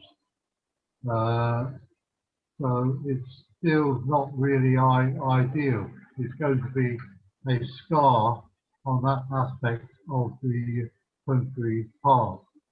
I'm not quite sure what they can do to eliminate the high gradient, but I'm not too happy about this particular solution. Okay, thank you. Thank you, Peter. And can you just clarify then that the bit in question that's related to this reserve matters is it only that part of this of the It's only that part. It doesn't involve the roundabout and the T-junction with Grays Hill. It's merely just a bit between the junction and the start of the houses. Yeah, and it doesn't involve any crossings into Woodlands Park either. So the paths, the bridges, etc. is not part of that either. No, that's not involved. Right. Okay. Thank you. Any comments then, or sorry, any questions for Peter on this one? Yes, please. Paula. Thank you for that, Peter. That's interesting. I've spent a lot of time looking at the maps that have been produced by the developers, and they quite clearly show footpaths leading to the entrance to the bottom of Saltcott and also to the bottom of Crispin Drive and Ergmont. And at the moment, those areas are behind a black railed fence. And I think some of the parishioners are raising concerns that people could be walking from the Grays Hill development and coming through, for example, into Saltcott at the bottom of that T-junction where there's no footpaths. So as they come across the fields onto the road to cut through Saltcott, through the estate to get access to the amenities that it states in the document. So I don't know whether you know any more about the planned integration, because back in 2019, the parish council said there needed to be more management of the pedestrian and cycle access ways from Grange development to Woodlands Park. And there were concerns also raised about crime and criminal routeways of, you know, ease of escape and access. So I don't know, have the developers said to us how they're intending to link, and, you know, for example, are there going to be kissing gates or something as opposed to, you know, free access for motorbikes and things? As far as I'm aware, there was one comment on the application that they had heard that the whole of the railings in the area would be demolished, taken away. I haven't seen that in any of the reports. The only thing that is going to be done at the moment is there's going to be a wooden bridge over the stream and a possible kissing gate, or a gate that pedestrians and possibly cyclists could get through onto Twisting Drive. It would be the nearest point for anybody to catch the public transport, the Grand Palmer number 21 that goes round the near Twisting Drive. That would be the nearest point to get to public transport. I cannot see any resident using the proposed bus stop for the Grand Palmer hourly service from Kimbolton to Bedford at the top of the roundabout. People wouldn't go up this 1 in 10 incline, even if it's got a kink in it to reduce the incline. I can't see people using that route. So there's only two possibilities. The one that was just mentioned and the one that goes down the southern part of the Reynolds Brook and comes out onto the bridleway to enable you then to get to Kimbolton Road or onto Near Pomeroy, isn't it? Down the bottom. Westwood Way and Pine Crescent. You get the bus there, you get to school and shops and so on. Yeah, but we need to emphasise, I think, do we not, that access is not part of this planning application. The reserve matter is purely on that kink as on that piece of the road that Peter has mentioned. This particular application is just merely that kink. Yeah, and it's also worth just saying that I know a lot of people have made their own gates through the fence, and when we consulted on the spending of the money from Ramsden, we actually said we would put some money in to make proper gates into those areas.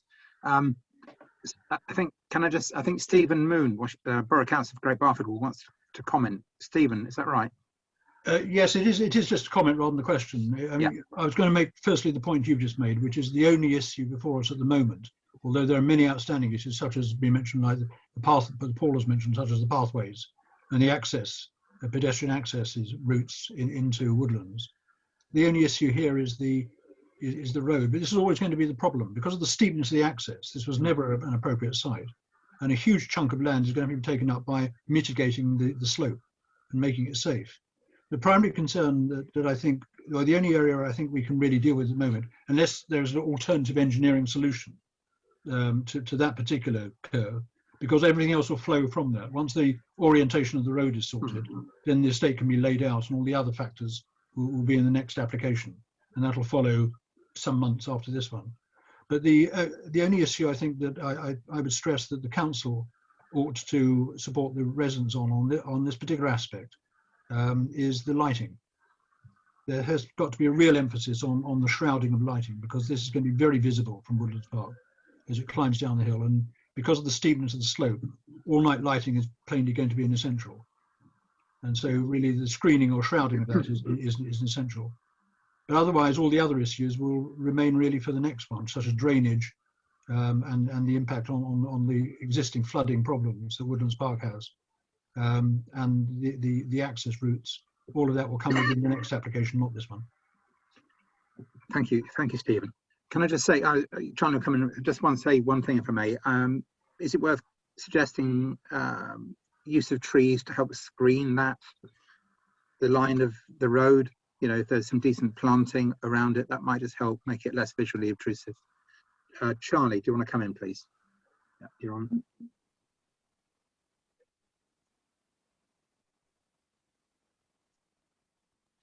Thanks. Can you hear me, Mark? All right? Yeah.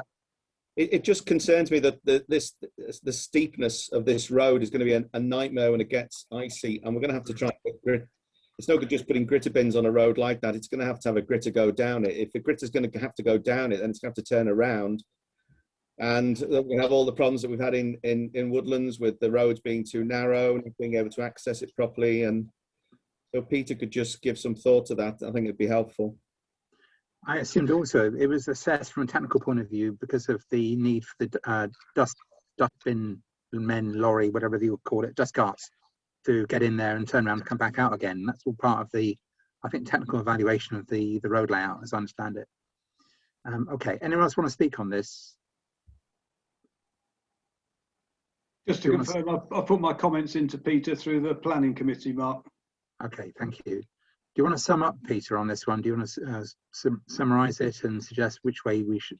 Are we responding here in this meeting tonight on this one, or is it just a double check?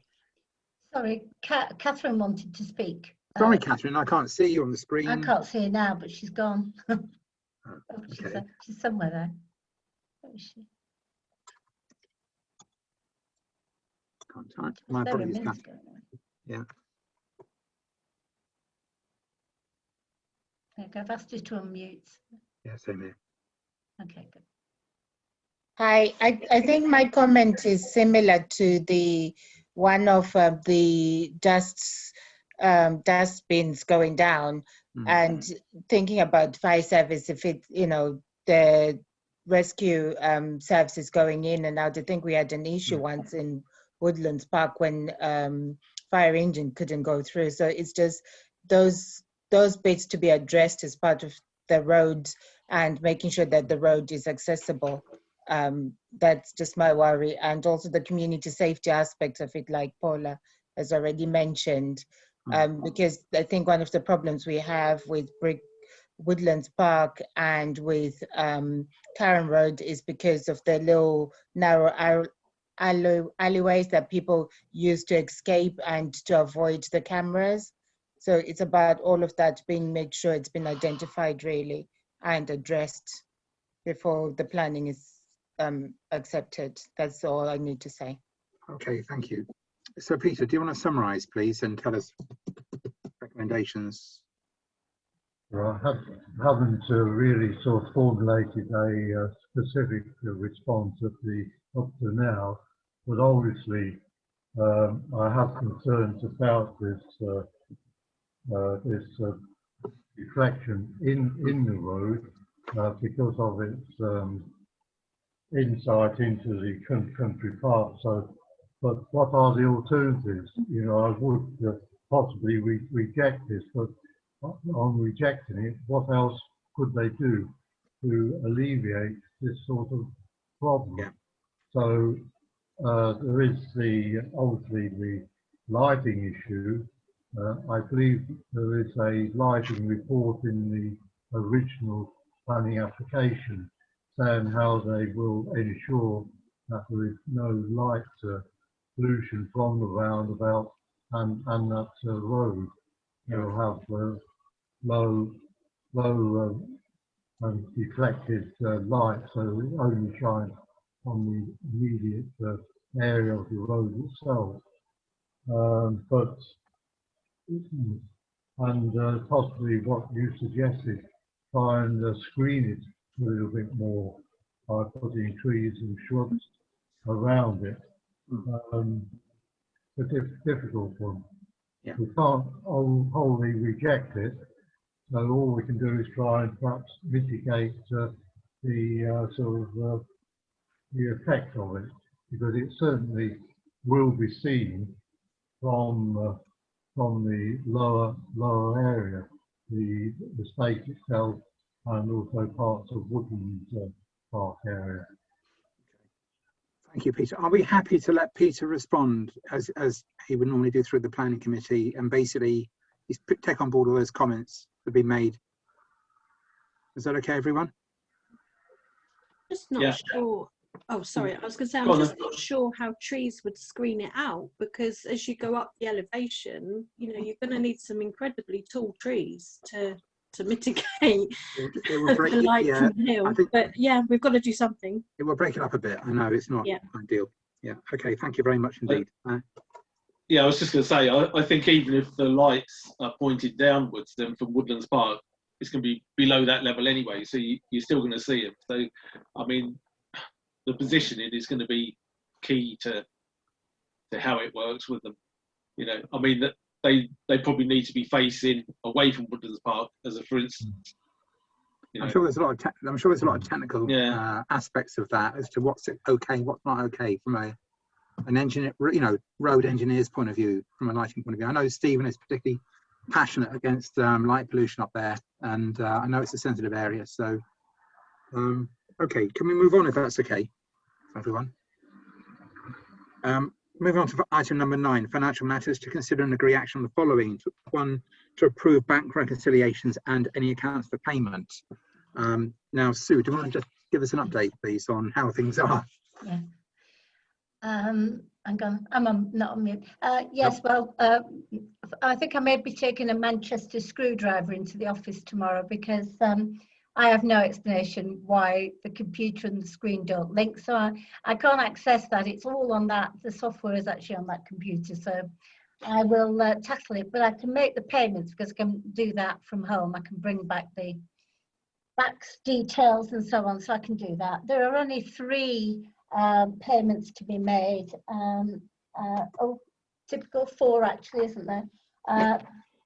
There's the electricity for the fountain, Sean, who does work for us on the allotments, Viking stationery, which is paper and things that I've got sent home, and there's expenses for me of £130.85, which sounds like a lot of money, but we've had to pay extra 40, or I have on credit card, £48 for the Zoom to allow for extra people to these meetings. Training for me and Alistair, not together, we're going separately. He's going to do a councillor course and I'm going to do something else. I don't know what it is, I can't remember. Then we've had to pay £20 to transfer large files, which I'll be downloading overnight and sending to Simon about 5 in the morning, like I did last week. And so we've had to pay for that because we have to convert to a file that he can deal with. So that's it really. And I will sort out the bank once I've sorted the computer and had a strict word with it when I got back in again. I've never heard of a Manchester screwdriver before. Well, I think it's a hammer or it's a kick actually. Yeah. It's either which. That's my type of tool actually. What it is. Yeah, sledgehammers or pickaxes, right? Okay. So basically we need to wait for that, and no, I'll do it next week. I've been a bit busy this week. Yeah, something's been going on, hasn't it? Right. Okay. So let's move on to item 9.2, to agree the asset register, which has been circulated. Yeah. I mean, obviously, Paula doesn't know what we're talking about, but I can always circulate them. The only thing that we've added on is the new equipment on the Waveney Green. So we've added on the rope swing and the OXO or OXY unit, and obviously the surfacing. So that came to 16,000 roughly and 17,000. So those were the 2 things we added. Nothing else. Okay. Yeah. Thank you. Any questions on the asset register? Everyone happy with it? Yes. Great. Thank you. It's not the most exciting item, but it's a necessary annual thing. Thank you. Item number 9.3, to agree the risk assessment. Okay. I've sent that out again. We obviously had at the January meeting, we were dealing with the auditors' comments. They weren't an issue with what we were doing or the accounts. I think it was mainly because we had a double turnover, effectively, and double income because of the precept error the previous year with the Borough Council. So we're dealing with those, and I'll formalise the paperwork and so on to get that underway. Okay. Thank you, Sue. All right. Any questions on that? Again, it's in Sue's supporting documentation for the meeting, her comments in there. So I think can we just highlight the fact that there is this idea of formalising the meetings that Sue's had with Catherine, just to try and make sure it all happens. As Sue says, it's because we had a double payment this time, which is unexpected. it took us into this next level of required scrutiny. It won't happen. It shouldn't happen again next year, all being well. So, okay, everyone happy then with that, with the risk assessment? Thank you very much. Item number 10, to receive reports from the Borough Councillors, and I've seen one from Charlie and Wendy. I haven't seen anything from Stephen. I wondered if Stephen wanted me to use the one he sent to me on Tuesday. Is it the same one, Stephen? Is Stephen still there? Yeah, I've asked him to unmute. No, you were stopping me unmuting. Now you allowed me to do so. Yeah, I'm happy to use that, but I suspect that some of the general points overlap with what the Brickhill Councillors put in. But no, certainly anything that's additional, happy to have that used. You're referring to the Willington one, of course, rather than this one.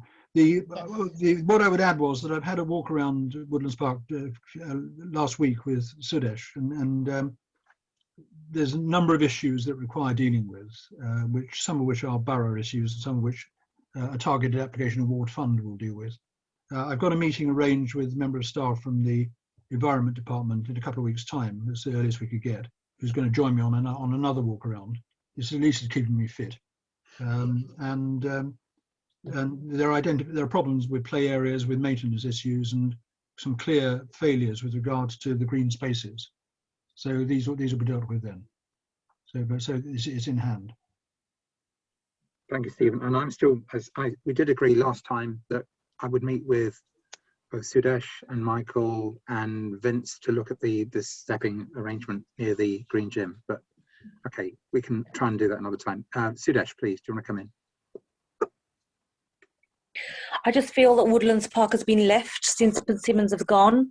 There's no poo bins really been put in place for public people to be putting all the poo bags in. And lighting hasn't been adapted since Persimmons has gone. And it's been a fight between Persimmons and the council of who's taking charge of it now since it's been adopted. I just feel as if it's just been a big mess. There's a lot of drainage that's around Woodlands Park that keeps getting blocked.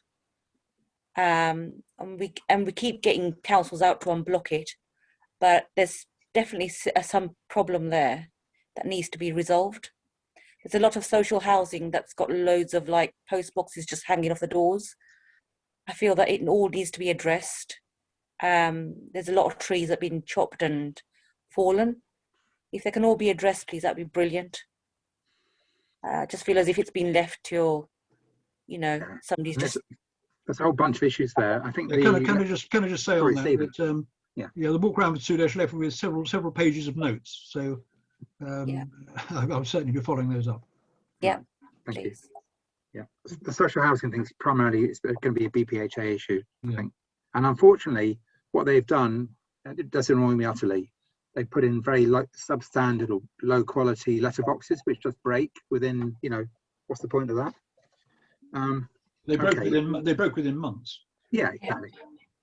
Okay, any other points or questions for Stephen? And can I just say, I know obviously Philippa's not here tonight. We have sent, I think Sue sent an email to her to congratulate her on the birth of her baby, and I just want to say that as well. Thank you. So I hope she'll be back with us shortly. Okay, I can move on to from Brickhill for Charlie and Wendy. You're here. You've circulated a report. Thank you very much indeed, guys, for that. Do you want to talk to your report, Charlie or Wendy?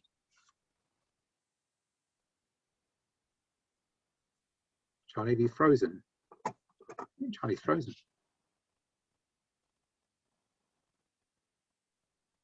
Charlie has frozen. Where's Wendy? Wendy is there. No, Corinne's going to sort him out, I think. Oh, hello, sorry. Oh, no, it's Sorry, we couldn't unlock, so I haven't anything particular to add to what's on the report. I don't know if people have got any questions about it. Thank you. Okay, anyone got any questions for Charlie or Wendy? Given that Charlie can't actually hear you just now, but he can. Oh, can he? He's gone. There's two of him now. Okay, no, it's the one now is back. Okay. Yeah. Charles Royden, can you hear us? Yeah, he's put his thumb up. I can't see him. I can. He's got his thumb up. Okay, that's good. Do you want to speak, Charlie? No, I think that means no. Okay. Anyone got any questions, Charlie or Wendy? If not, I'm going to move on. Thank you very much for your report. Firstly, going to move on to item number 11 to receive an update on the upgrade of the motorway walk play area. Sue. Lovely. Well, it's all to do with the surfacing now. We've agreed to, well, we agreed it a long time ago to put in three new pieces of equipment to replace the old junior swings, to replace the toddler swings, and to replace the net, which is worn. So that comes to about £10,000, and so that is happening. Beyond that, it's a question of the surfacing. If you remember way back, we had hoped to go with Reed's Playground Maintenance, RPM, but when they revised the quote, because there's been a period in which we've waited, haven't we, for the lease to be transferred, their price went up quite significantly. So I went out to more companies. The three quotes we've got now range from £18,673 to £10,153. Reeds are in the middle. They're at £14,836. So thinking about the two lower quotes, the lowest one was Kettering PlaySafe, but they have not come out to see it. They really just looked at the spec, which I stole off the Reeds quote, but took the prices off. And so to me, I'm not convinced that's correct. It's just too low. So I'm arranging to meet them. I was due to meet them this week, but there was COVID issues, so it's been moved to next week. So once I've met them and got them to confirm whether that is a correct price or whether they've just underestimated by not visiting, then I'll arrange with yourself and Sudesh to perhaps get together and have a look. Yeah. Yeah. Yeah. Sounds But good. I've got to let the dog back in. He's outside freezing, I think. Okay. Right. Any questions on this one? Everyone happy with this? Thank you. I'm going to move on. Item 12, to the update on the BPHA plans to replace the garage box in Mallard Hill and Ruxin with houses. I circulated because I was asked, wasn't I, to find out whether they were going to consult with residents and so on. So I have circulated that, so councillors can see that, can't they? Yeah. So there's been no planning application submitted yet. Is that correct? Peter, are you aware of any planning application? No. Okay. All right. So we have had so it's great that they've replied to us. That's good news. Any questions on this one? Any comments? And it says they are sending out letters this week to residents to give them so they can give comments, which is at least good news. They're beginning to consult with people. Right. Okay. I'm going to move on, if I may, to item 13 to discuss the power cuts affecting the Morriston Road, Reed Close and Tyne Crescent area and agreeing the action. And again, Sue, you have, I think you covered that. Did you know in your? Yeah, they've said that there's an intermittent underground cable fault caused by a fuse in the local substation to operate. So they say it's down to the fact that utility companies have lots of plant installed, don't they, under the pavements and so on. So in essence, they've got it in hand. So we wait, don't we? Okay, so I guess we just tell people if we can and just see what response we get from them. Charlie, do you want to come in? Can you hear me, Mark? All right. Yeah, we can. Yeah. Yeah. Sorry, Mark. The computer died, and I wanted to talk about the last issue.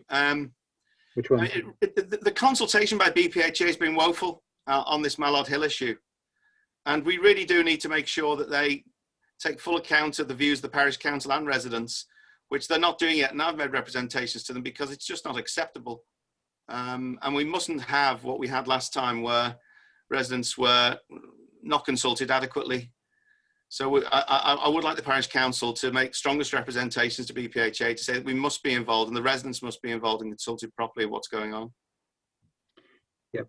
Thank you, Charlie. They have, as I said in their report, in their letter to Sue, they have said they are writing to residents this week or last week, whenever this was, to give them and to ask them for comments. Yeah, but this parish council must be allowed to represent the residents as well. Yeah. Yeah, let's follow up. We can follow that one up. We've got the address, the name of the person, which is good. And we can circulate that to find out what else we can about the proposal. Anyone else want to speak? Sorry, a bit of noise in the background. Right. Everyone happy with that? We'll follow it up. Okay. We're going to move on. Thank you. So on the power cuts, we can ask people if they have any, if it's ongoing still, and we can follow it up, because I know when I look at that report from UK Power Network, there's actually no indication of any timeliness in terms of the fixing the outages which are affecting that area. We're going to move on to item 14, correspondence. Sue. Well, not a great deal, but I have done my best to try and get the police to come to one of our meetings. To be honest, this would not have been a good one anyway. It's been a bit of a busy one, hasn't it? I don't know what the answer is, because obviously if they're not on duty, the police officers that cover our area or are not available on the night of our parish council meeting, we can't really change the date of the meeting, can we, to accommodate. That's where the old community forum used to come in, isn't it, where you had a separate meeting just for the police. I don't know whether that's something to think about again. If we could find, I'd be quite happy to have a separate meeting with it. If they could just come up with the dates, yeah, we'll have a meeting. But they just don't appear to be able to tell us in advance when they would definitely commit to being at a meeting with and open up to residents, which is, you know, it is disappointing.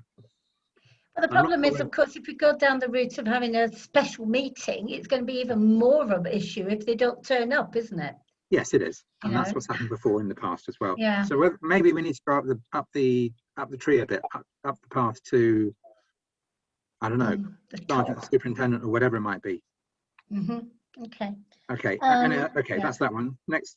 Well, it links in with what Sudesh was saying about bins and things on Woodlands Park. If you remember, Michael proposed a long time ago that we saw if we could get a bin, a general bin that could be used obviously for everything, dog poo, etc., near the post box on Ashmead Road, and James Lynch was going to look into it and investigate, and he's not come back. So I didn't know if it's me or me with support from Stephen going to James Lynch with some other locations. I know the big problem is always getting them emptied, because it's down to the normal bin lorries, isn't it, to add these into the list. Dog bins are no longer put in, of course, I don't think, because they're all moved over to general waste bins, haven't they? Again, because that required a special man or a woman and a van to go around and empty them, and it was limited. The number of bins were limited by the size of the van to collect the waste. So I don't know which way around to do that, really. Shall I write to James Lynch and copy Stephen in, and just tell me where you want these bins, whereabouts, beyond that one at post box? Yeah, so Sudesh maybe tells me where she wants. If she emailed me the that's fine. location, I can copy you, James, when I go to James, you and okay. Stephen. Right. Thank you. Okay. Thank you. Really, I think. On the Bedfordshire, can I just say, on the Bedfordshire Bugle, which is circulated, I noticed obviously that Louise Ashmore is retiring from BATPC. She's their officer, their county officer. So it's her. She's been there for donkey's years. And can I just say, can we write on behalf of the parish council to her and just wish her well in her retirement? I have to say I've already done it, because I was written on behalf of other parishes. I assumed you were going to send good wishes. Oh, okay. Or were you going to send the opposite and not good wishes? No. Okay, well, written, It's been very useful. Thank you. Over the years, she's been very useful to give us advice on various matters. So it's been good. Okay. Anything else in correspondence? No, nothing else to access at the minute. No. Okay. Right. Okay, thank you. So I'm going to move on to review the item 15, to review the list of outstanding matters and agree any further action. That's what we just did. I think I got it the wrong way around, didn't I? Oh, sorry, Sue. Okay. Or did you? I'm sure you said review outstanding. Yeah. No, it should have been correspondence, shouldn't it? Yeah. Okay. Anything on the list of outstanding matters apart from, you obviously covered the bin already. All right. Okay. Nothing else. No. Okay. I can mention the pond when I emailed James Lynch. Yeah. He was looking into that as well. Okay. Right. Anything else on that item? Anyone? Any comments, questions? Michael, you okay? Right. Yeah. Maybe Michael knows if the pond has been looked into. I haven't actually been around there. I've got to be honest. I don't know whether Sudesh went round or tomorrow not. Then. Yeah, me and My day off actually. Yeah. me and Mr. Moon did go over and have a look, and it does need a lot of the stuff does need cutting back and stuff. It does need clearing out. It has been used as a roost by starlings in the last few weeks, so don't disturb them too much. Thinking about it, there was an incident on the pond by the one nearest the postbox, where the sign was stolen and there were some lads fishing there. I don't know whether the sign can be replaced. A more substantial sign, maybe. Warning. Yeah. So is that a no fishing sign that's gone? Yes. Yeah. Yeah. And I wasn't quite listening. I was looking at the next item. Really. So which pond are we talking about? The one nearest the postbox is the best way of describing it. The smaller one. The one near the bridleway. Okay, right. Okay. Okay. Right. I think it was a danger sign as well as a no fishing. Oh, danger. There's two signs up there. Okay. Okay. Okay, let's go move on to the last item, if that's okay. The date next meeting, which is Thursday, 1st of April. You've skipped correspondence. You've skipped correspondence. No, I didn't. That was item 14. Okay. Was there anything to say on it then? No? Been through it all, have you? I thought you went through it. I might see what's happened is that you've put the correspondence below item 15, right, on your notes, Sue. So. Oh, sorry. No, the list of comments. Yeah, sorry. Right. I think we've noted the receipt of various documents and letters and stuff like that. So. Catherine's waving to speak. Sorry, Catherine, I can't see you. Oh, Catherine, yeah, come in.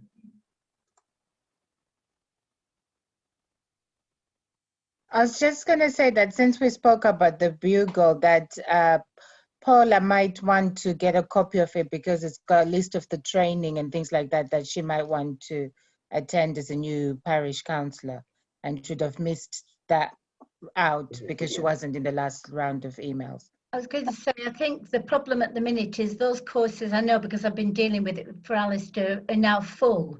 So we'll have to wait for the next set. And in fact, there was only one obvious one for councillors, which was for finance. But there are normally ones for new councillors, just a general councillor course. But, you know. I haven't been on one either yet. Yeah, I do recommend them. They're very, normally they're face-to-face. Obviously, currently they're virtual. They're normally a 2-hour session maximum. And they're all free to councillors. For our councillors, we pay for it as a parish council, but it's free for the councillors to attend. I do recommend it, do strongly recommend it. Okay. Going to move, just hang on a minute, Mark. Sorry. Are you on correspondence still? Yeah, if we want to go back. I mean, obviously, there's been a lot of correspondence this week, to say the least, mainly complaints. How is the parish council dealing with those? Because I'm sure there's a lot of people who want to know how it's being dealt with. I've heard it's been forwarded to the borough. Do you just want to outline what the process is? So, okay, yeah, thank you. I think it's 16. Sorry, who's talking? I've seen 16 letters from residents which have come via the clerk. I think one of them is a duplicate, one from the same person to, two from one person, if you know what I mean. There's a combination of complaints, questions and comments. And I think we need to understand in each case what to do with them, you know, whether they are, as you say there, whether if it's a complaint about individual councillors, that's probably a matter for the, we can forward on to the Borough Council, to their, it's called monitoring officers, Sue. Yes, yeah. Well, the problem is, of course, as council, parish council, you can't be judge and jury on your own members, really. Right. Yeah. So any issues really about councillors really need to go to the monitoring officer. Yeah. So I've got as far, basically, Michael, as having gone through my mailbox, printed them all off, and summarize. You know, I've got a list now to work through, and my basic plan is to read them all and to reply individually to those people. And then just say, look, you know, I've obviously I will work with Sue to see which can I just answer directly or which I have to ask for some other form of direction on. I mean, some are just comments, i.e., we don't like the stance you took before. Well, that's you know, I can understand that. That's sort of a basic statement. I've read what they've said. You take it as read. That's fine. You know, people don't like what we said before. That's fine. Where it's a complaint, that's a different matter, and where it's a question, that's again a different matter again, isn't it? So I just got to, as I say, I think it's 15 letters. I need to just work through them. Will we have a summary of that at the next meeting, perhaps, Mark? I can do my best to do that.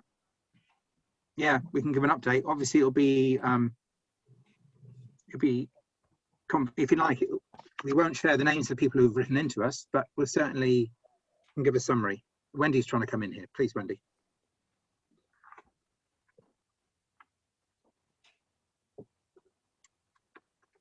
Wendy.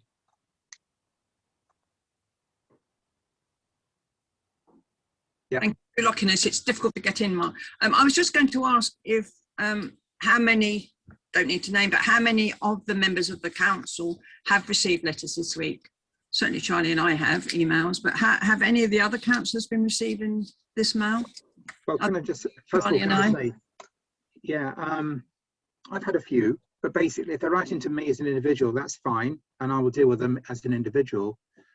These letters have been sent to the clerk, and therefore they've been sent to the entire council. You know, it's to address to the council, and we have to deal with them. We'll deal with them as, I think, as a, if you like, as a council. But I would try. I know one was explicitly addressed to me as the chair, and I will reply to that one definitely. I'm basically trying to reply to as many of them as I can, but obviously it depends exactly what the nature of the comments are within the letter. Yeah. Yeah, I was going to say, I've received a lot of correspondence, mainly through Facebook and that, but they're not actually complaints as such. They're just asking questions and the like. Yeah. Yeah, and that's fine. You know, in a sense, that's fine, isn't it, Michael? I think we all know what people are questioning. Obviously, it's mostly about, we're talking about East West Rail primarily. We've had one email, I think, this week on Grays Hill that's went to the council as well. And hopefully we've answered people's queries about Grays Hill. And I think people have heard a lot about what's said about the East West Rail over this meeting and the last meeting and the February meeting. So we can try and answer them as best we can. Is that okay? Yeah. Okay. Right. Can we move to a close, please? So the date of our next meeting is the 1st of April, Thursday, 7:30. Everyone happy with that? And as far as I'm aware, according to the government, that should be our last virtual meeting, because we should all be getting together into a little room and passing on bugs to each other. Well, if it's anything like the last two meetings, it might be a big room. Well, I have to say, you know, we don't know. I mean, it is still a bit, in my opinion, it's still absurd to try and get people to meet physically, because the disease is still out there, unfortunately, and there are still a lot of people getting sick and dying, unfortunately. So we have to see how that goes. But certainly next month we'll be meeting virtually again. It'll be interesting, Mark, because what the limits in on a gathering will be, because if they say parish councils can meet, but there's still a limit of, say, 30 people gathering together, then parish councils possibly can't meet, because they can't predict how many people are going to turn up at the meeting, can they? Yeah. So I don't think the government's thought that one through, really. No, I think we might have to meet on Waveney Green or something like that, spread out. Anyway, we shall see. I jest, but I don't know how it's going to work out. So thank you very much indeed, everyone. And Giovanni, I just want to say thank you for your comment. I have tried to rearrange things so I can spot everybody, but yeah, we live and learn on this, how we have Zoom meetings with lots of people. And I apologize for anyone who's, if I've messed you up this evening, but we try and do our best on this wonderful technology to get through it. Well, we haven't had a blip tonight, unlike last week. We've been quite lucky. Yeah. Okay. Well, thanks everyone for your patience, and we'll talk again soon, I'm sure. Thank you. Okay. Good night all. Thank you. Take care. Bye-bye.